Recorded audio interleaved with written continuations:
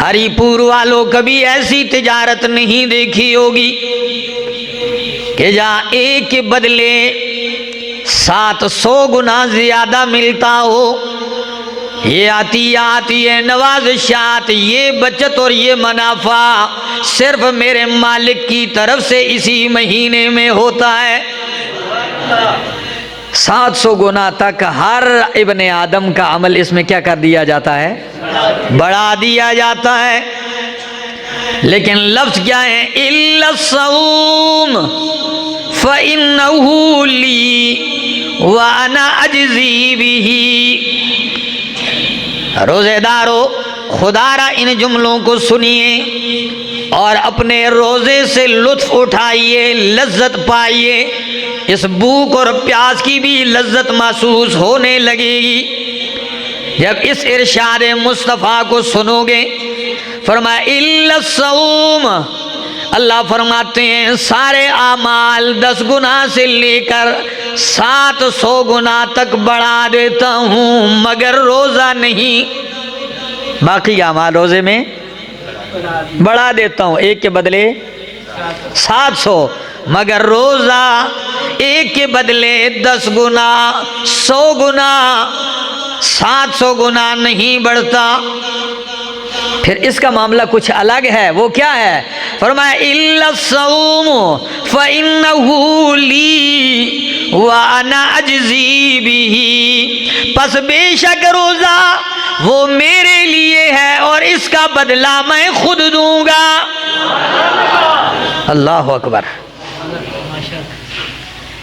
اِلَّا الصَّوْمُ فَإِنَّهُ لِي وَأَنَا أَجْزِي بِهِ، روزہ میرے لیے ہے۔ روزے دارو، آپ پوچھ سکتے ہیں کہ ہمیں یہ جملہ سمجھ میں نہیں آیا، ہم تو یہ سمجھتے رہے ہیں کہ عبادتیں ساری کی ساری کس کے لیے ہیں؟ نماز بھی اللہ کے لیے، روزہ بھی اللہ کے لیے، حج بھی، زکوٰۃ، قربانی، نفل، یہ ساری عبادتیں اللہ کے لیے ہیں۔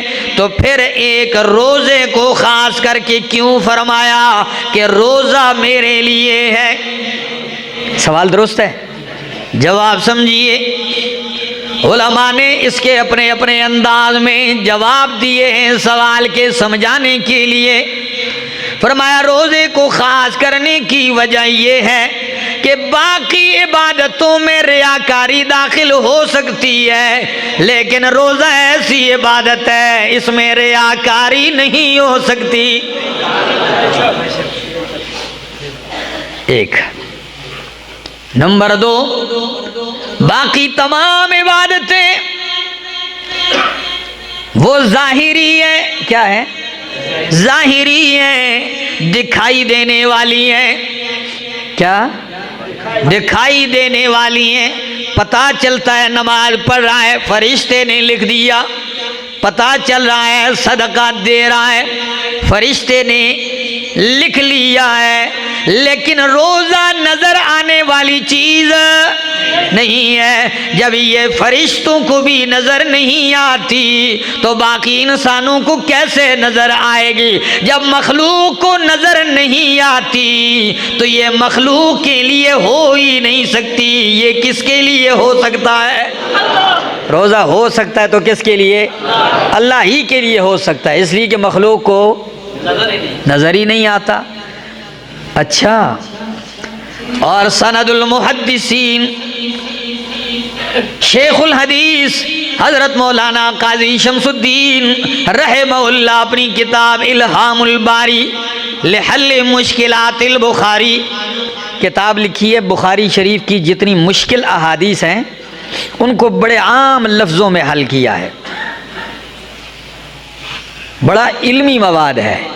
تو کیا کہتے ہیں وہ؟ فرماتے ہیں اس حدیث کے ذیل میں کہ اس لیے اللہ فرماتے ہیں روزہ میرے لیے ہے۔ عبادتیں تو ساری اللہ کے لیے، لیکن روزے کو خاص کرنے کی وجہ یہ ہے کہ جتنی بھی امتوں میں باقی عبادتیں ہوتی رہی ہیں، نماز پہلی امتوں میں، روزہ بھی پہلی امتوں میں رہا، زکوٰۃ بھی، باقی عبادتیں بھی ہوتی رہی ہیں، لیکن باقی تمام عبادتوں میں شرک ہوتا رہا ہے۔ ایک روزہ ہے جس میں نہ پہلے کبھی شرک ہوا ہے نہ اب کبھی شرک ہو سکتا ہے۔ یہ پہلے بھی روزہ رکھا گیا تو خالص کس کے لیے رکھا گیا؟ اللہ کے لیے، اور اب بھی رکھا جاتا ہے تو اللہ ہی کے لیے رکھا جاتا ہے۔ اس میں دکھلاوا نہیں، ریاکاری نہیں ہو سکتی، اس لیے کہ ریاکاری کس کو کہتے ہیں؟ کچھ کرو گے تو اگلا دیکھے گا نا۔ دکھلاوا کچھ کرنے میں ہوتا ہے، کچھ نہ کرنے میں تو دکھلاوا۔ جب اس میں دکھلاوا نہیں ہو سکتا، یہ وہ عبادت ہے جو ریاکاری سے پاک ہے۔ الصوم لی وانا اجزی بہ، اللہ فرماتے ہیں روزہ میرے لیے ہے۔ اور روزے دارو ایک جملہ اور کہہ دیتا ہوں، پھر حالت روزہ میں سبحان اللہ تو کہو گے نا۔ وہ دوسرا جملہ کیا ہے؟ پہلا یہ الصوم لی، روزہ میرے لیے ہے، اللہ فرماتے ہیں، اور اس لی کا ایک دوسرا معنی ہے، اس میں اپنائیت اور محبت کی انتہا دیکھیے۔ فرمایا روزہ میرا ہے۔ کوئی فرق سمجھ میں آیا؟ پہلے میں نے معنی کیا روزہ میرے لیے ہے، اور دوسرا معنی ہے روزہ میرا ہے اور اس کا بدلہ میں دوں گا۔ کیا معنی ہے میرے دوستو؟ یہ اپنائیت کی انتہا ہے کہ صبح سے شام تک بھوکا تو روزے دار رہا ہے، عمل تو بندے کا ہے، لیکن قبولیت کے اتنے اعلیٰ درجے پہ ہے کہ اللہ فرماتے ہیں تیرا عمل میرا ہے۔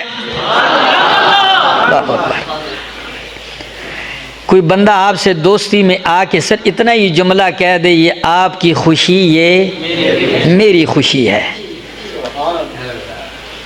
اس جملے ہی سے بندہ باغ باغ ہو جاتا ہے کہ یار بہت بڑی بات کر گیا اگلا۔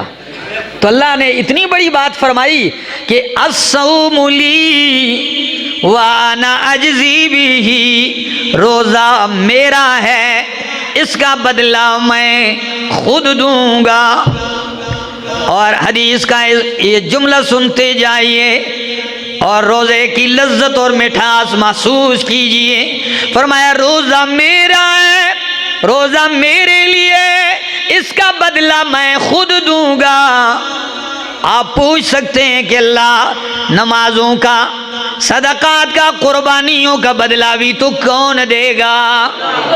بولو اللہ دے گا، تو پھر روزے کو کیوں خاص کیا کہ اس کا بدلہ میں دوں گا؟ اعمال تو سارے ہی اللہ اس کے بدلے دیں گے۔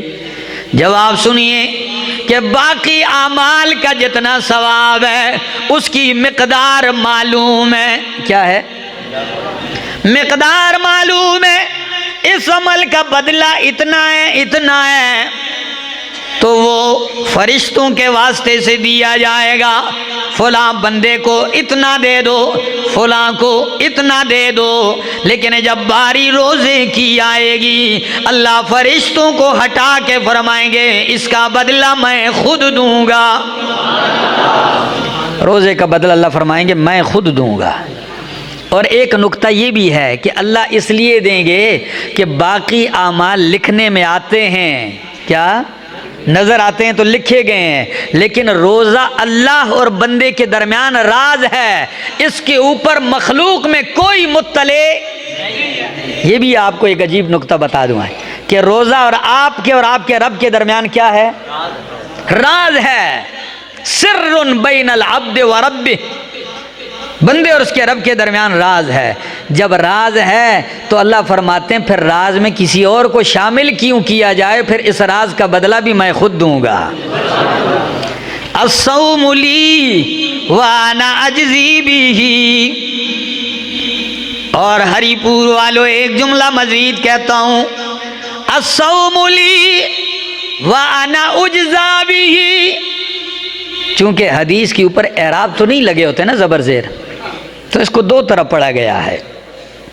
پہلا لفظ اجزی بھی، اس کا بدلہ میں دوں گا، اور دوسرا الصوم لی وانا اجزا بھی، ہری پور والوں جواب کا طلبگار رہوں گا۔ اللہ فرماتے ہیں روزہ میرا ہے، روزہ میرے لیے ہے، اور اس کا بدلہ میں خود ہوں۔ پہلے میں مانا تھا بدلہ میں دوں گا، اب مانا ہے کہ اس کا بدلہ میں خود ہوں۔ تو اس سے بڑھ کر انعام آپ نے نہیں دیکھا ہوگا کہ باقی اعمال کے بدلے آپ کو کچھ اور ملے گا، لیکن روزے کے بدلے میں اللہ ملے گا۔ اللہ فرماتے ہیں روزے کا بدلہ میں خود ہوں، تو اور کیا چاہتے ہو جب تمہیں اللہ مل جائے۔ الصوم لی وانا اجزا بھی، روزے کا بدلہ میں خود ہوں، لیکن یقین کیجئے روزے کو روزہ بنائیے، روزے کو کسی پہ احسان نہ بنائیے کہ روزہ آپ نے رکھا اور گھر والوں پہ آفت ہو۔ جی ہمارے ہاں ایک بندہ تھا، اس کی بیوی آ کے کہنے لگی کہ اس کو سمجھا دیا کریں، آپ درسوں میں بھی بیٹھتا ہے اور بیانات میں بھی بیٹھتا ہے، لیکن رمضان کے مہینے میں عصر کے بعد مغرب تک اس کی حالت ایسے ہوتی ہے کہ گھر میں یہ مرغی کو بھی گولی مارتا ہے۔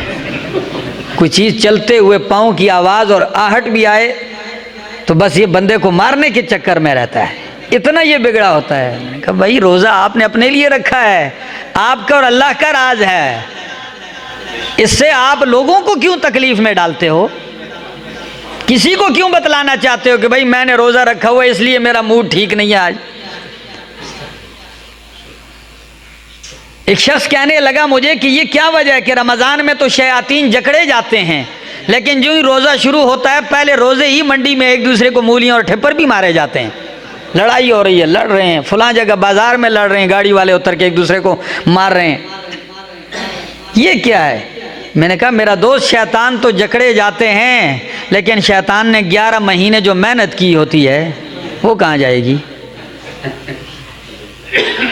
اور نمبر 2، یہ روزہ جو اس نے رکھا ہے در حقیقت صرف اس نے بھوکا رہنا ہے، اس کو روزے کی حقیقت کا پتہ نہیں ہے۔ اگر اس کو روزے کی حقیقت کا پتہ ہوتا تو اس کی یہ کیفیت نہ ہوتی۔ اللہ کے پاک پیغمبر صلی اللہ تعالی علیہ وسلم فرماتے ہیں کہ او انسان، تیرا روزے اور غیر روزے کے دن میں فرق ہونا چاہیے، تیرے اندر بردباری، وقار، سکینہ، اطمینان ہونا چاہیے، اور جس بندے کا معاملہ اس کے برعکس ہو جائے وہ کیا کہتا پھرے گا کہ میں نے روزہ رکھا ہے۔ سنیے، اپنی حالت بدلیے۔ لِلصَّائِمِ فَرْحَتَانِ، روزے دار کے لیے دوہری خوشی ہے، کیا؟ ڈبل خوشی ہے۔ لِلصَّائِمِ فَرْحَتَانِ، روزے دار کے لیے 2 خوشیاں ہیں۔ فرحۃ عند فطرہ، پہلی خوشی جب شام کو یہ دسترخوان پہ بیٹھتا ہے، سارا دن بھوکا و پیاسا گزارنے کے بعد اللہ اکبر کی صدا آتی ہے، یہ روزہ افطار کرتا ہے، اس وقت اللہ اس کے دل میں ایک خوشی ڈالتے ہیں۔ یقین کیجیے خوشی ہوتی ہے کہ نہیں؟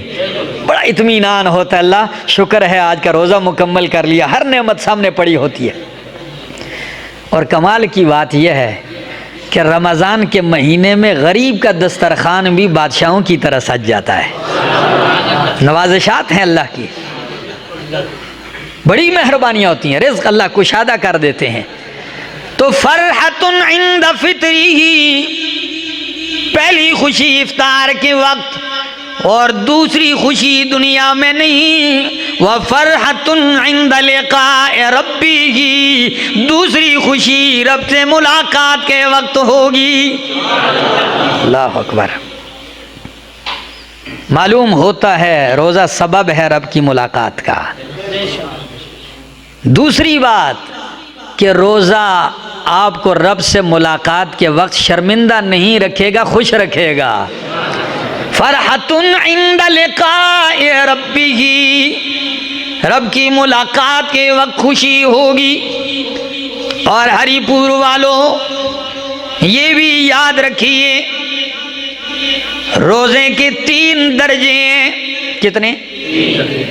اور روزہ رکھنے والے عموماً 3 درجوں میں ہوتے ہیں۔ اب آپ دیکھ لینا کون سے درجے میں آ رہے ہیں۔ پہلا درجہ نمبر 1 صوم العموم وصوم الخصوص وصوم خصوص الخصوص، عام لوگوں کا روزہ، خاص لوگوں کا روزہ، اور نمبر 3 خاص الخاص لوگوں کا روزہ۔ کوئی معلومات ہونی چاہیے نا۔ عام کا روزہ کیا ہے؟ فصوم العموم هو کف البطن والفرج عن قضاء الشہوت، عام لوگوں کا، عام کا روزہ، عام بندے کا روزہ کیا ہے؟ بس صرف بھوکا رکھنا ہے، روکنا ہے اپنے آپ کو، پیٹ کو کھانے سے روکنا ہے، اور شرمگاہ کو خواہش سے روکنا ہے، اور اپنی شہوت پوری کرنے سے اپنے آپ کو روکنا ہے۔ یہ عام لوگوں کا روزہ ہے، بس صرف کھایا نہیں، پیا نہیں، شہوات سے اپنے آپ کو روکا۔ اور ایک ہے وَأَمَّا صَوْمُ الْخُصُوص، کچھ خاص لوگ ہوتے ہیں اللہ کے، یا خاص سے مراد وہ نہیں جس کے پاس پیسے زیادہ ہیں، اللہ کے خاص کچھ خاص بندے ہوتے ہیں، ان کا روزہ کیا ہے؟ فَهُوَ كَفُّ النَّظْرِ وَاللِّسَانِ وَالْيَدِ وَالرِّجْلِ وَالسَّمْعِ وَالْبَصَرِ وَسَائِرِ الْجَوَارِحِ عَنِ الْآثَامِ۔ خاص لوگوں کا روزہ سنیے، وہ ہے روکنا، النظر، کف النظر، نظر کا روکنا ہے، جدھر اللہ نے منع کیا ہے ادھر سے نگاہوں کو بھی روکا، صرف منہ میں لقمہ ڈالنے ہی سے نہیں روکا بلکہ اپنی نظر کو بھی روکا، واللسان، اور جن باتوں سے اللہ نے روکا ہے زبان پہ وہ بات بھی آنے نہیں دیتا، زبان کو لغویات سے روکا، والید، اور ہاتھ کو بھی حرام کاریوں سے روکا۔ یہ نہیں ہے روزہ ہے اور ساتھ فراڈ بھی کر رہا ہے، تو روزہ بھی اور ساتھ ملاوٹ بھی کر رہا ہے، روزے کی حالت میں بھی لگا ہوا ہے، روزہ بھی ہے چوری بھی کر رہا ہے، نہیں ہے، روزہ بھی ہے کسی کا حق بھی لے جا رہا ہے، نہیں، ہاتھ کو بھی روکنا ہے، والرجل، پاؤں کو بھی، یعنی تیرے پاؤں اگر اٹھے، تیرا قدم اٹھے تو رب کی رضا کے لیے اٹھے، اللہ کی بغاوت میں قدم اٹھنے سے رکیں، والسمع والبصر، کان اللہ کی ناپسندیدہ آواز سننے سے رک جائیں، اور آنکھ اللہ کی ناپسندیدہ چیز دیکھنے سے رک جائے، اور باقی آرام، باقی تمام اعضاء گناہوں سے رک جائیں۔ یہ خاص لوگوں کا روزہ ہے، اور کچھ خاص الخاص ہوتے ہیں، خاص سے بھی ذرا اوپر ہوتے ہیں، ہماری بولی میں سے کیا کہتے ہیں؟ خاص الخاص۔ یہ خاص الخاص کا روزہ کیا ہے؟ پہلی ساری چیزیں اپنی جگہ، لیکن جو خاص الخاص ہیں ان کا روزہ ہے اما صوم خصوص الخصوص فهو صوم القلب عن الهمم همم الدنية والأفكار المبعدة عن الله تعالى وكفه عما سوى الله تعالى بالكلية۔ خاص الخاص کا روزہ ہے کہ وہ دل کو بھی روکتا ہے، جس کو اس کے دل کا بھی روزہ ہوتا ہے، اللہ اکبر۔ کیسے دل کا روزہ؟ عن الہمم الدنیہ،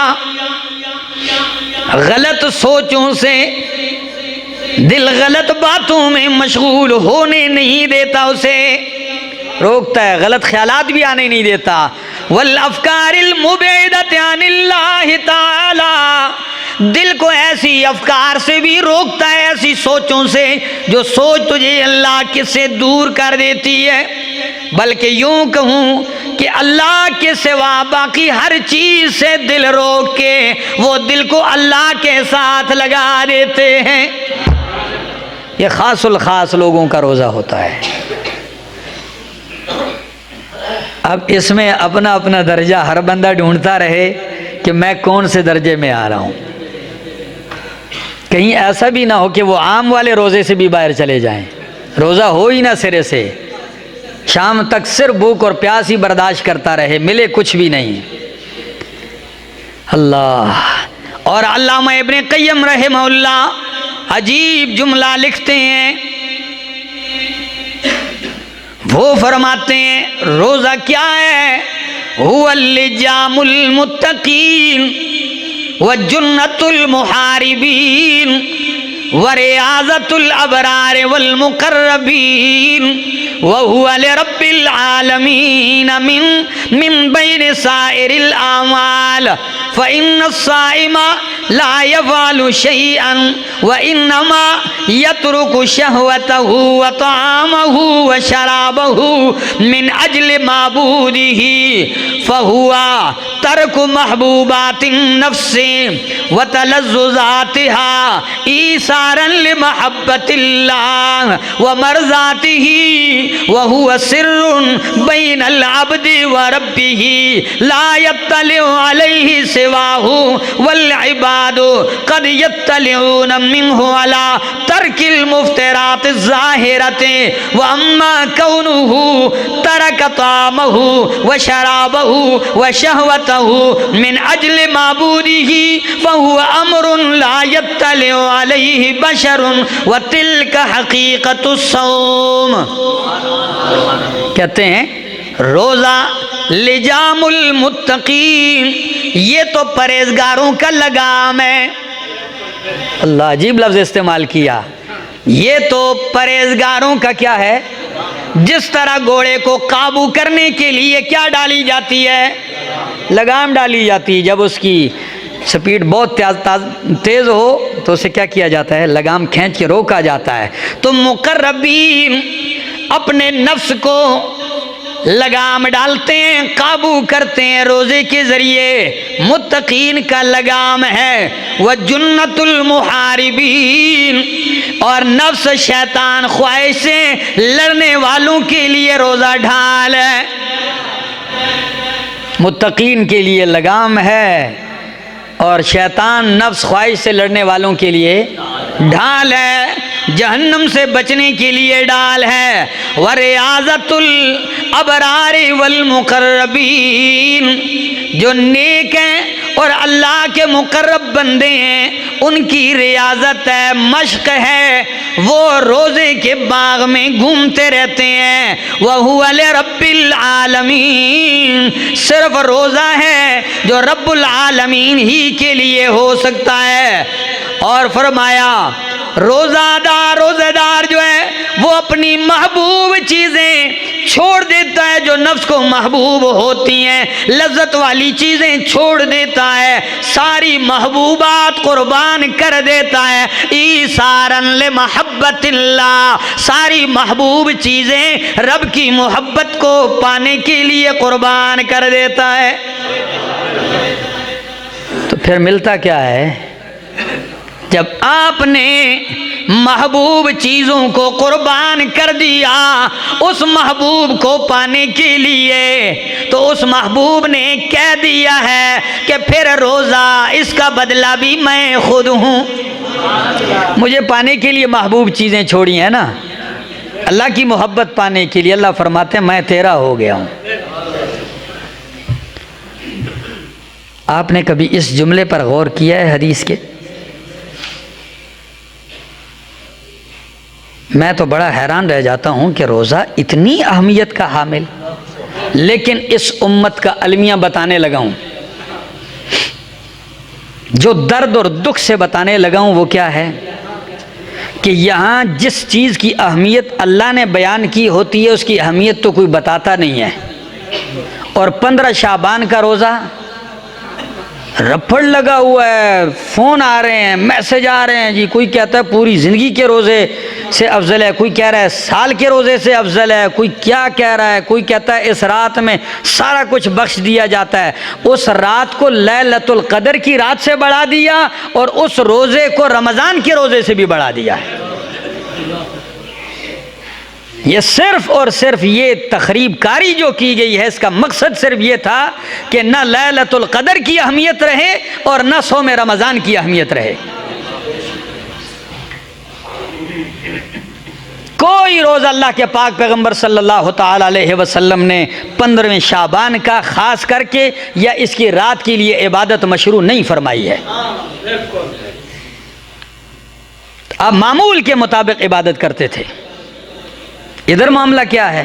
پورا شہر اٹھا ہوا ہے، جاگ رہا ہے، اور رمضان کی راتوں میں اللہ ہر رات جہنم سے خلاصی ہے، ہر رات عنایات ہیں، سویا ہوا ہے، کوئی رات فیس بک میں گزار رہا ہے، انٹرنیٹ پہ اپنا وقت ضائع کر رہا ہے۔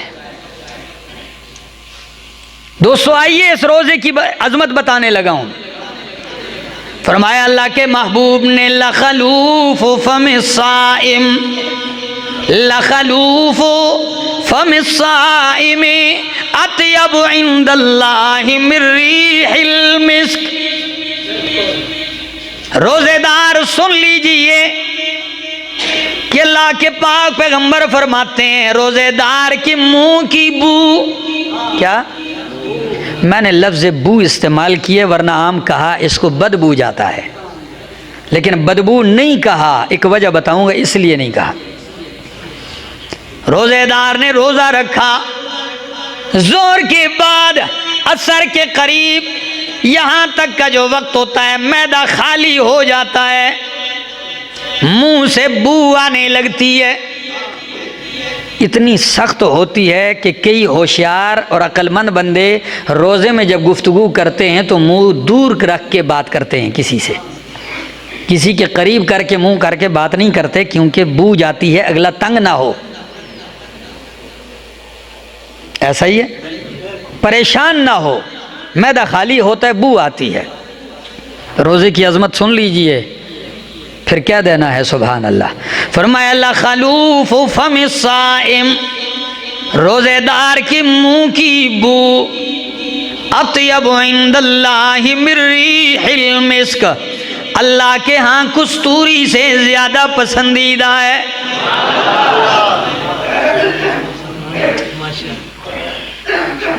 تشبیہ کستوری سے کیوں دی ہے؟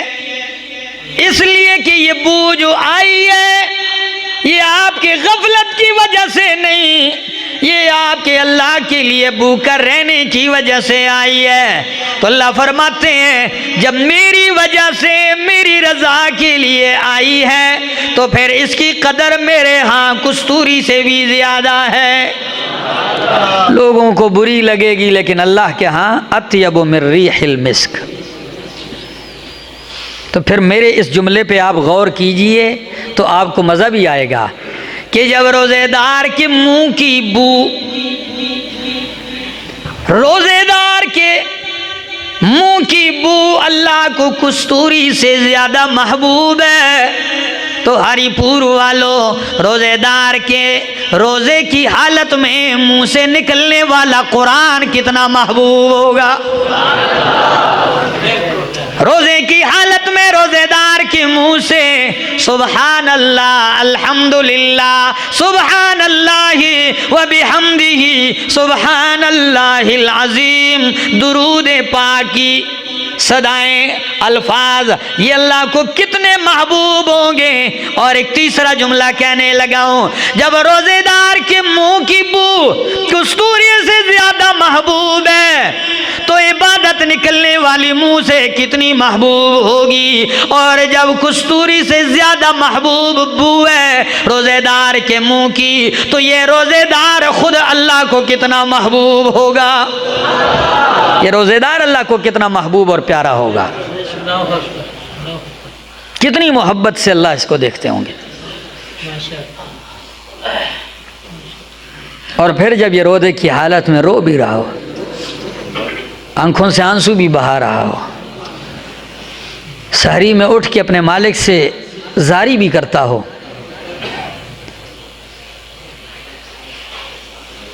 سفید ریش،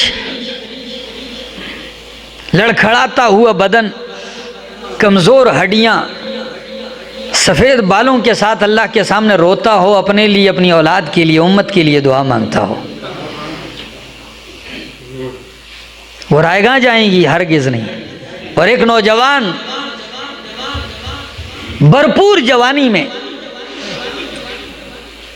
کڑیل جوانی میں، دن کو روزہ رکھا ہوا ہے، اپنے نفس کو قابو کیا ہوا ہے، لگام ڈالی ہوئی ہے، اور رات کی تنہائیوں میں، رات کی گھڑیوں میں اٹھ کے یہ روتا بھی ہو۔ نوجوانوں، تہجد کی عادت بہت کم لوگوں کو ہوتی ہے۔ اگر کسی کو عادت نہ بھی ہو، رمضان کا وہ مہینہ ہے کہ اس میں تہجد تو کم از کم قضا ہونی نہیں چاہیے۔ ویسے ہی بندہ اٹھتا ہے۔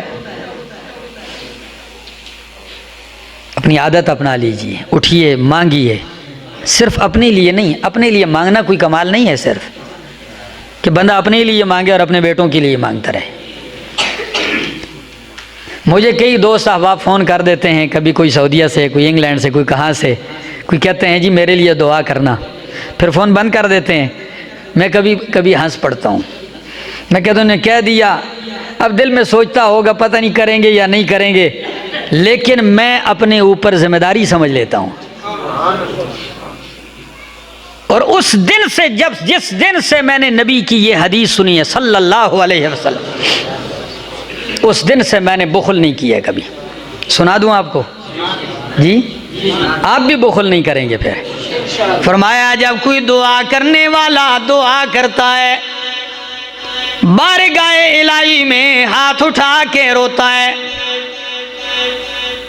اور کسی کے لیے دعا کر رہا ہوتا ہے، کوئی رات کے تہجد میں ماں باپ کو یاد کر رہا ہے، کوئی رات کی گھڑیوں میں دوستوں کو، کوئی رات کی گھڑیوں میں رشتہ داروں کو، کوئی رات کی گھڑیوں میں سحری کے اوقات میں، افطاری کے اوقات میں پردیسیوں، مسافروں، پریشان حالوں کو بھی یاد کرتا ہے، اور کیا کہتا ہے؟ اللہ فلاں کو رحمت دے، اللہ فلاں کو فلاں چیز دے دے، فلاں کو جنت دے دے، فلاں کو سعادت دے دے، فلاں کو عمر میں برکت دے، صحت میں برکت دے۔ تو نبی کریم نے فرمایا جب یہ بندہ پیٹھ پیچھے کسی کے لیے دعا کرتا ہے تو فرشتہ اس وقت کہتا ہے، یہ دعا کرتا ہے، فرشتہ کہتا ہے آمین وَلَكَ مِثْلُهُ، آمین بھی کہتا ہے کہ اللہ تیری دعا قبول کرے، اور ساتھ کیا کہتا ہے؟ وَلَكَ مِثْلُهُ، جس طرح تو اس کے لیے مانگ رہا ہے اس طرح اللہ تجھے بھی دے دے۔ تو بخل کیسے رہے گا؟ میں تو کہتا ہوں ہری پور والوں، جب آپ دعا کرو گے، آپ کی دعا قبول ہو یا نہ ہو، لیکن اس وقت معصوم فرشتہ آپ کے لیے دعا کرتا ہے، اس کی دعا تو آپ کے حق میں ضرور قبول ہوگی۔ تو پھر کسی کو دعاؤں میں یاد کرنے میں بخل نہیں کرنا چاہیے۔ پھر دعا کیجئے اپنے لیے بھی، اپنے اس حسین اور خداداد ملک پاکستان کے لیے بھی دعا کیجئے، عالم اسلام کے تمام ممالک کے لیے دعا کیجئے کہ اللہ ان کو اتفاق دے، اتحاد دے۔ مسلمانوں کی حالت زار کے لیے بھی دعا کیجئے۔ آپ تو مساجد میں آتے ہیں، کئی ایسے ممالک ہیں جہاں کے مسلمان ترس چکے ہیں، اذان کی آواز نہیں سن رہے، جہاں کے مسلمان مسجد کا دروازہ دیکھنے کے لیے ترس گئے ہیں۔ ایسے بھی لوگ ہیں جو کہتے ہیں مسجد میں اگر جا کے دیکھتے ہیں تو قرآن کے اوپر لکھا ہوتا ہے مجھے ہاتھ نہ لگائیے، چٹ لگائی ہوئی قرآن کے ساتھ کہ مجھے ہاتھ نہ لگائیے، کرونا لگ جائے گا۔